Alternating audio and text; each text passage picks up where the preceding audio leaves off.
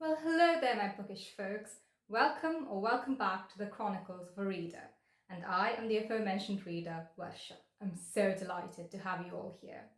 So, by the time I'm filming this video, I haven't really posted anything in like 2 months because I've taken a bit of a break from BookTube. I feel like I've kind of gotten tired of editing videos and putting it out there, especially when I also have a lot of other stuff going on in my life that I was a bit tied up with. But now all of that has been put aside. I am through a very major chapter in my life, so I have the time to focus on making videos again. And so I wanted to kick off this new era, well, the last 15 days of the year really, with posting a review about A Day of Fallen Night. Now, this is a book that I've been wanting to get my hands on for years. In fact, little fun fact about me, the way I discovered BookTube as a community that exists on the internet was all because of the very famous prequel to this book, A Priory of the Orange Tree. After I read that book, which is one of my favorite books of all time, it just blew my mind and I was desperately craving more information about the book and the author. So I just went on YouTube and typed in A Priory of the Orange Tree reviews or like Samantha Shannon interviews to get more information about that world. And I came across a BookTube channel doing an interview with the author, and after watching the interview, I started watching that BookTuber's videos and discovered this magical place. And I've been a BookTube junkie for like 4 years now, ever since I did that.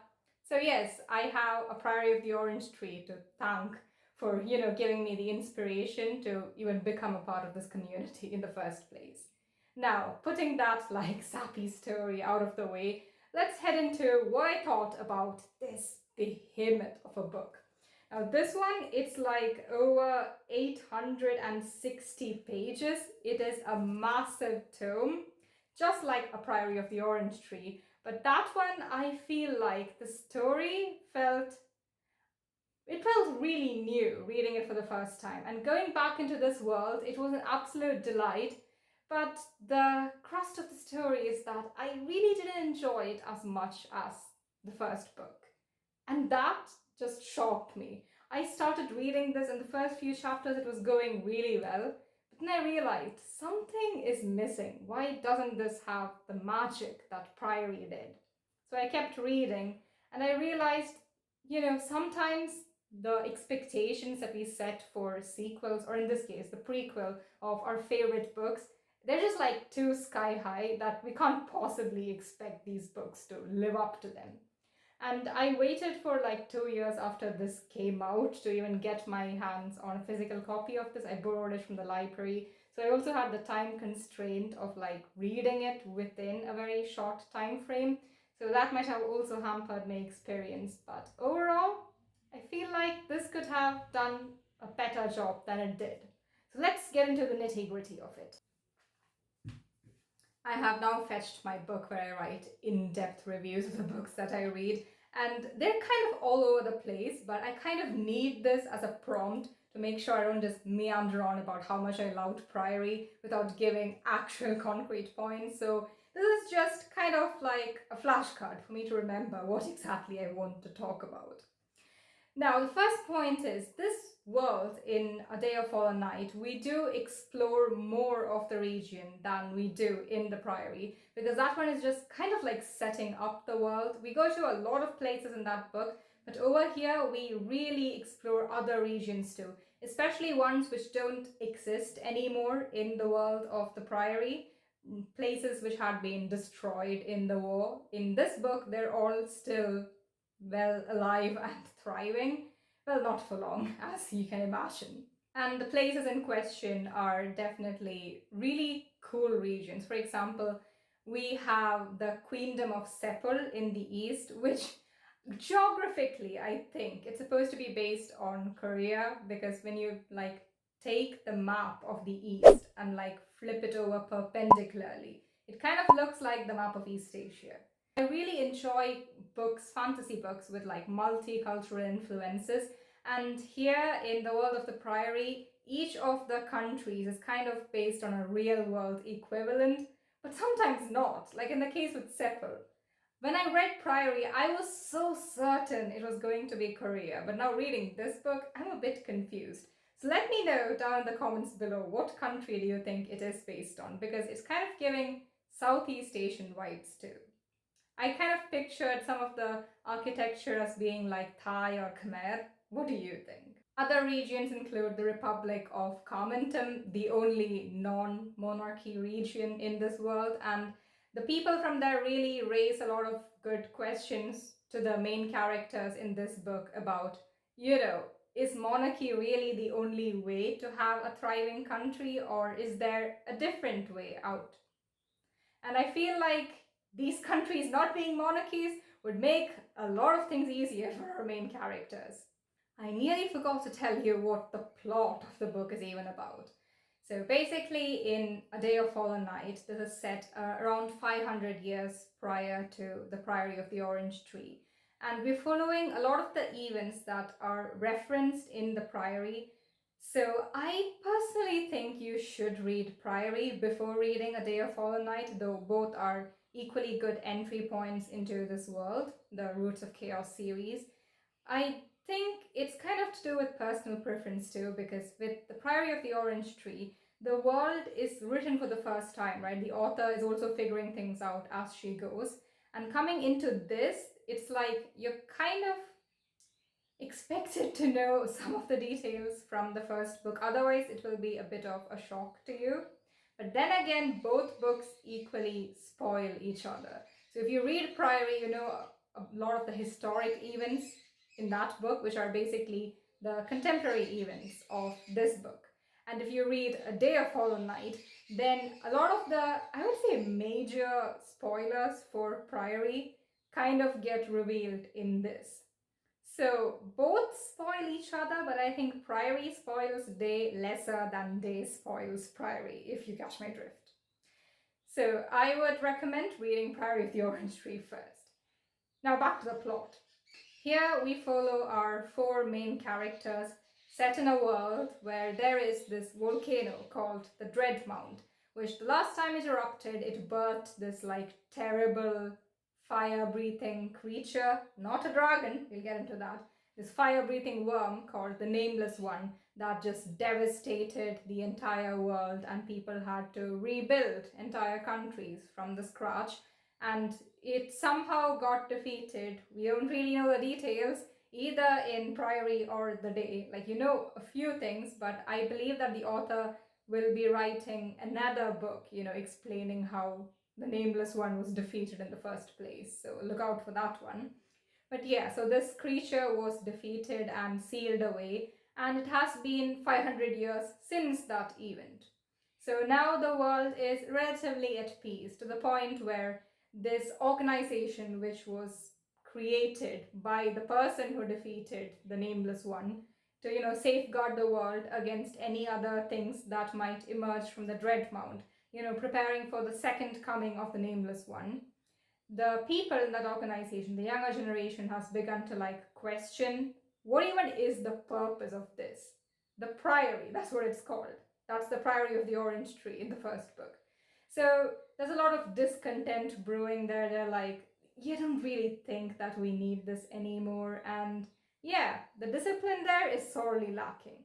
And that's where we meet our first character, Tunuva Melim, who's like 50 years old and kind of done with these brats not paying attention and, being prepared to save the world. And that's happening in the southern part of this world. And towards the north, we have this queendom called Innis.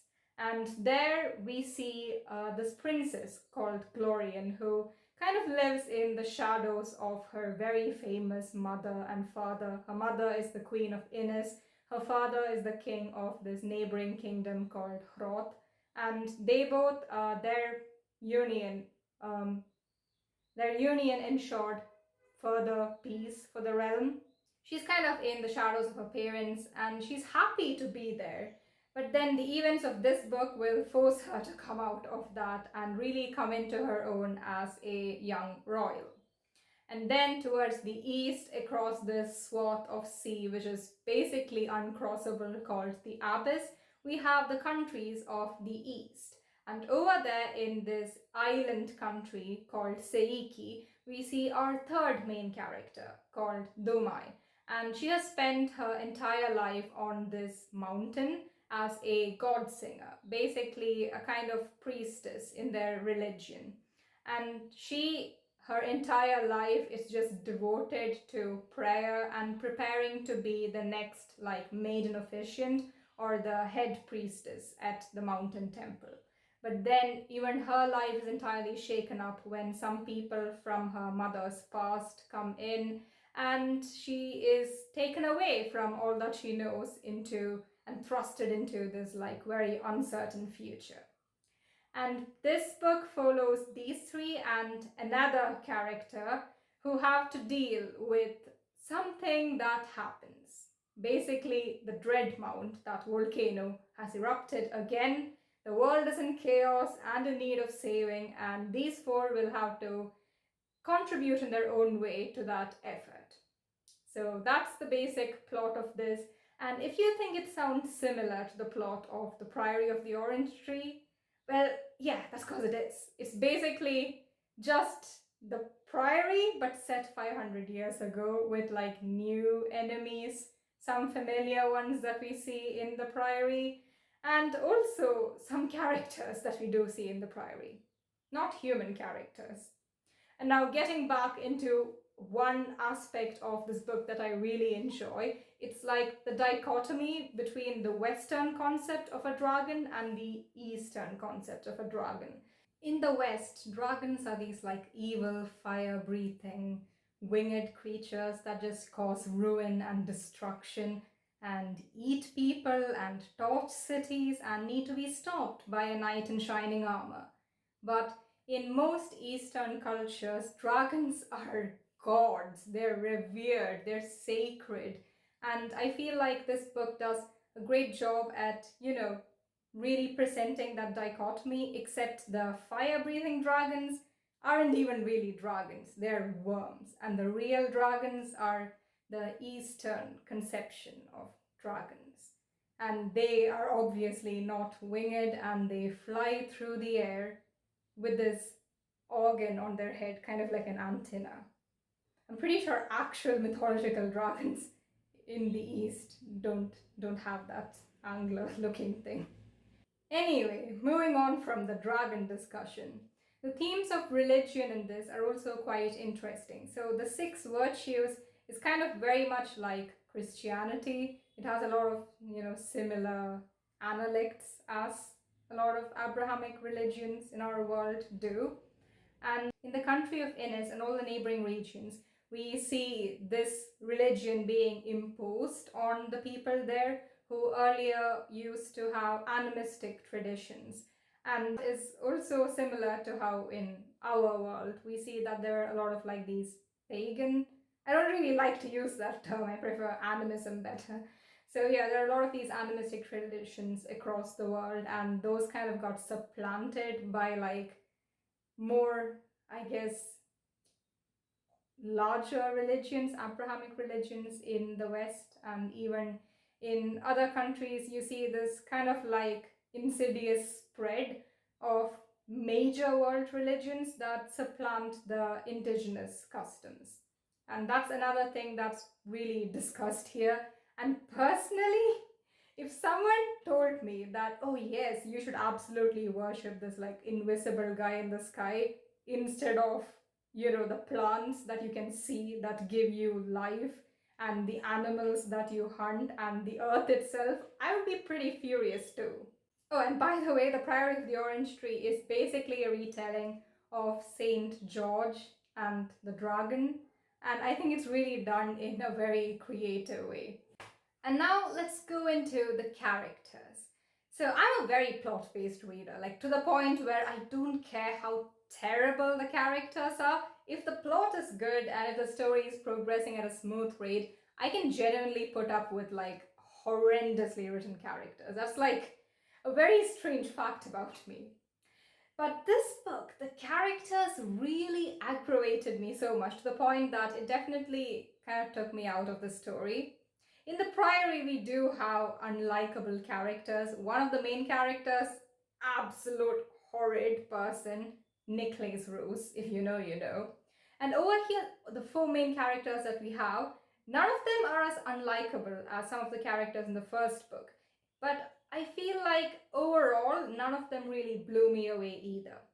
In the Priory of the Orange Tree, we have Tane, the dragon rider, who is my favorite character of all time, I do believe. She was incredible. She is such an inspiration. So I go into this book expecting like basically Tane 2.0. And we come across the Eastern POE, in this case, Dumai, and she was not Tane. And I was so disappointed. I know it's not really fair expecting a completely different character to be reminiscent of one I really enjoyed and look up to, but Dumai was just so bland, I suppose. She kind of made decisions that really grated on my nerves. In the beginning, she's just kind of like a plot device, really, just giving us lots of exposition about the world. And yeah, I do feel bad for some of the things that she went through, but overall, I couldn't really connect with her. And when I first read from her perspective, I genuinely thought she was like a 16-year-old, 17-year-old teenager. And to realize that she's 28, that was extremely jarring because she did not read like an adult at all. She read way younger than her actual age. And now moving on to the actual teenager characters, we have Glorian Berethnet in the West. So she was kind of a Sabran 2.0.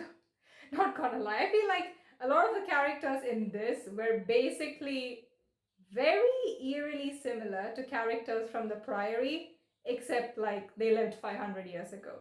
And Glorian, even some of the main points around her plot were very similar to what Sebran had to go through.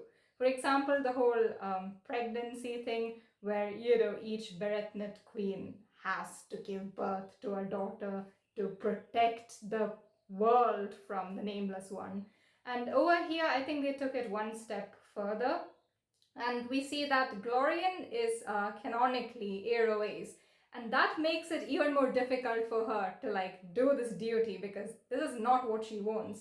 And she deals with a lot of body dysmorphia and like both pre and postpartum stress and trauma, and it was just really difficult to read. As a person who is terrified of pregnancy, some of the chapters really made me uncomfortable. And speaking of pregnancy and birth in general, I don't understand why there was a lot of emphasis on childbirth, but it was always as this very like painful, horrible thing. And I don't think it necessarily has to be. So I feel like it really fed into that, common perception of childbirth as this like gory, painful thing that you have to endure because you have to pop out a child into the world. And yeah, it has a lot of feminist themes surrounding that. Like, is your body merely a vessel for another child, another like creature to grow inside, and you're worth more than your womb? That is the main kind of theme surrounding Glorian's part of the story.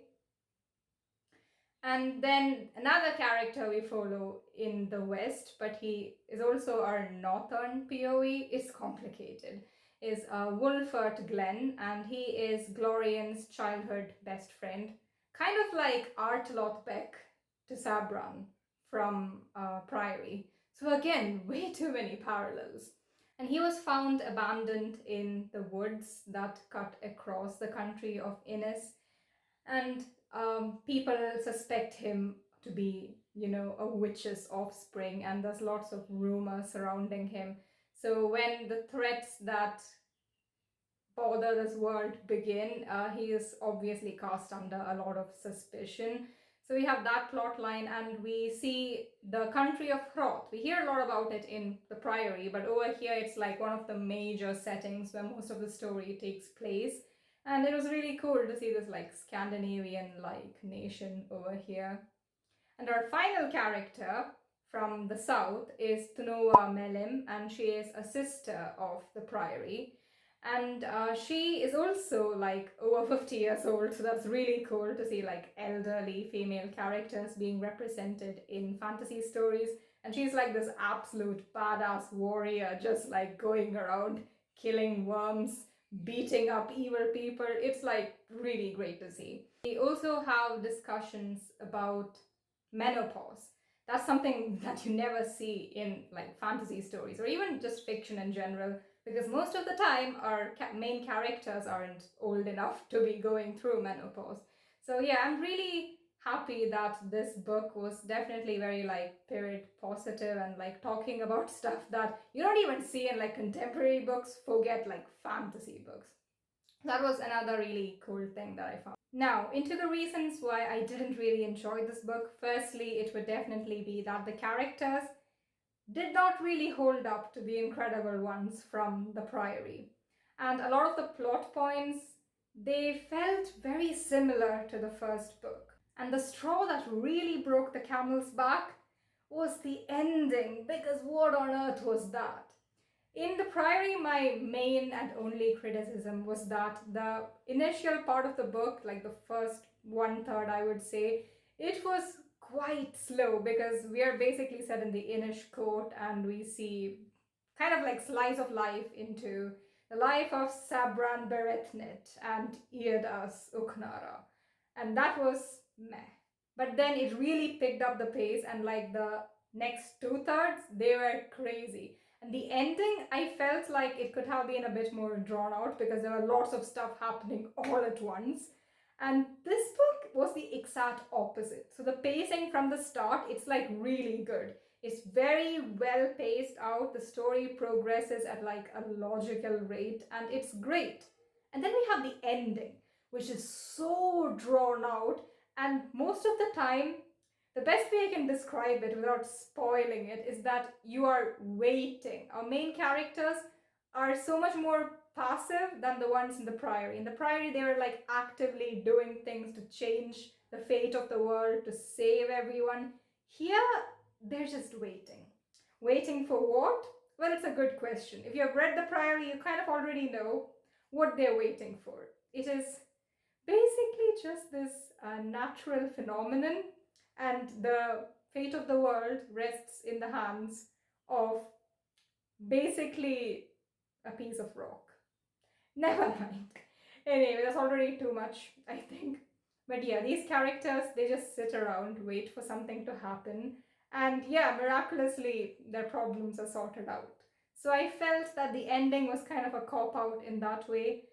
Throughout the book, we also have like secondary plots where our main characters are much more active, but ultimately, they're just waiting and waiting and waiting. So that's that. And again, with the characters who may or may not die, let's just say, what happens to Tane in Priory of the Orange Tree? A similar thing happens to our Eastern POE here.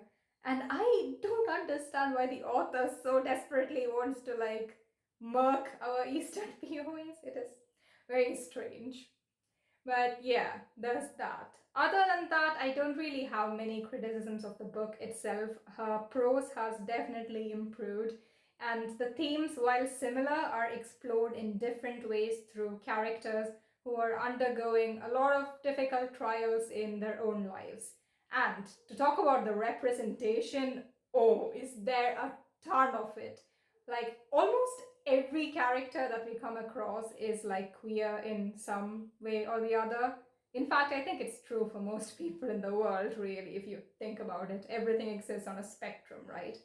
But one thing I would definitely like to like highlight and point out is the way that there are a lot of non-binary characters in this, and most of the time the English language is sometimes limited when it comes to certain titles which are extremely gendered on the binary.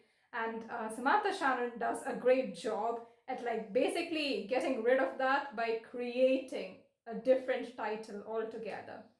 So there is a major member of the aristocracy in this who is NB, and their title is Laid. So it's like blending lord and lady together, and we get Laid. And similarly, we have Duquette. I think it's pronounced Duquette because Duchess sounds stupid. Like Duchess and Duke, we get Duquette. And also Mr. No, not Mr. Master and Mistress, we get masteress, like that. So I thought that was a really cool, like, linguistic play that she did right there. And speaking of linguistics, I am in awe of how she has created all these like distinct cultures, which they do have inspiration taken from the real world, but at the end of the day, they're obviously a fantasy world. And the words that are used in these places, some scraps of the language that we get, they are extremely well thought of. Like, I can't imagine creating languages that sound like real world languages but aren't, and making so many of them and having them so distinct from each other. So I think that's another really cool fact too. Overall, the final verdict for A Day of Fallen Night is absolutely read it if you loved Priory, but don't expect it to be as wonderful as Priory. It was a really good book, and if this is your first introduction into the world, then you will definitely give it 5 stars. But as a reader who is returning here, I don't know, it might not live up to your sky-high expectations if you are like me. But definitely give it a read. And also, in case you didn't know, a few days ago the author has announced a novella set in the world of the Priory coming out next September, if I'm not wrong. And that will be taking place during the course of Priory of the Orange Tree, following a kind of very minor character that we see in the Priory, and it will be set in the world of Iskalin. And I think that would be a really cool way to like step back and see what happens from another character's perspective. Obviously, it will be following a plot line that we see mentioned in the Priory in like 2 sentences, but it's like really expanded upon. What really happened in Iskalin during the eruption of the Dreadmount, basically. And I'm really stoked about that, and hopefully that will, you know, kind of lift me up from the disappointment that I experienced while reading A Day of Fallen Night. And also, there is this short story about Tunuva, Melim, and Esper, I think, yeah, that the author has written and posted on her website. And it's like the day that they decided to be together, and it's titled Decision. And that was like really cute. And we also see a bit more about, and we also see a bit more into the head of like Esper and Tunuva when they're younger. And it's like a really cool character exploration. So do read that too. Just read everything that Samantha Shannon writes in the world of the Priory. The bone season is a completely different discussion, and I won't get into it here. Long story short, that thing sucks. Just read Priory. So yeah, that's all for today. Catch you later in my next video. If you have stayed with me throughout all of these ramblings that I did regarding the world of the Priory, then do let me know what you thought about it as well. Like, did you like A Day more than Priory? If so, why? Leave it all down in the comments below. Like this video if you enjoyed it, and subscribe for more bookish content. See you later in my next video. Zaijian.